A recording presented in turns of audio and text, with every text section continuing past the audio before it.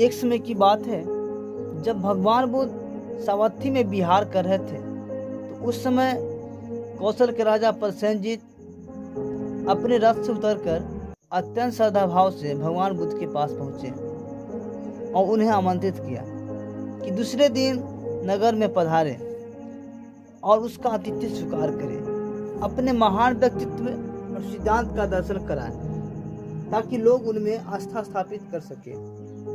भगवान बुद्ध ने उनका आमंत्रण स्वीकार किया और दूसरे दिन अपने भिक्षु संघ के साथ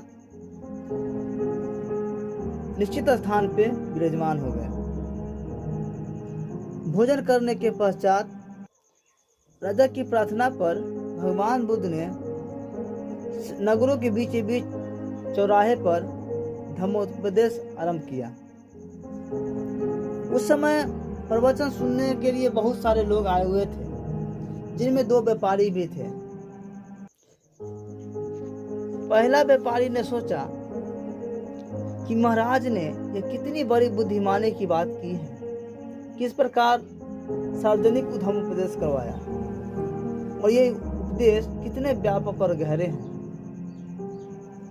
दूसरे व्यापारी ने सोचा, महाराज ने यह कितना मूर्खतापूर्ण काम की है कि इस प्रकार इस आदमी को उपदेश देने के लिए यहाँ लाए हैं।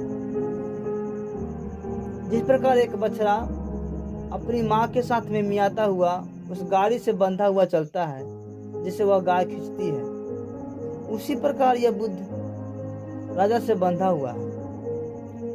दोनों व्यापारी नगर से निकलकर एक सराय में पहुंचे, साथ साथ ठहरे। सुरापान करते समय जो भला व्यापारी था, उसे देवताओं के द्वारा सुरक्षित रखा, जो संसार पर दृष्टि रखते थे। उसके विपरीत दूसरे व्यापारी को दुष्ट प्रेत आत्मा ने तब तक पीते रहने की प्रेरणा दी जब तक वह नशे और नींद के बेहोश न हो गया, और वह सराय के पास ही सड़क पर पड़ा रहा था। जब प्रातःकाल में व्यापारियों का गाड़ी वहां से चली, तो गाड़ीवान यह न देख पाए कि सड़क के बीचों बीच आदमी पड़ा है, और वह आदमी गाड़ी के पहियों के नीचे कुचलकर मर गया। दूसरे व्यापारी एक दूर देश में पहुंचने पर एक पवित्र के घोड़े के घुटने टेकने के परिणाम स्वरूप उस देश का राजा चुन लिया गया और उसे सिंहासन पर बैठाया गया। इसके बाद इन घटनाओं की विचित्रता पर विचार करके वो लौट आया। उसने भगवान बुद्ध को आमंत्रित किया कि उसकी जनता को उपदेश दे।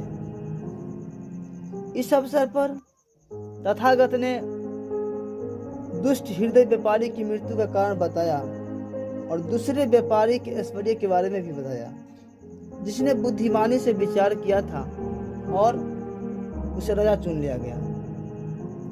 तथागत ने आगे यह भी कहा कि मन ही सबका मूल है, मन ही मालिक है, मन ही कारण है।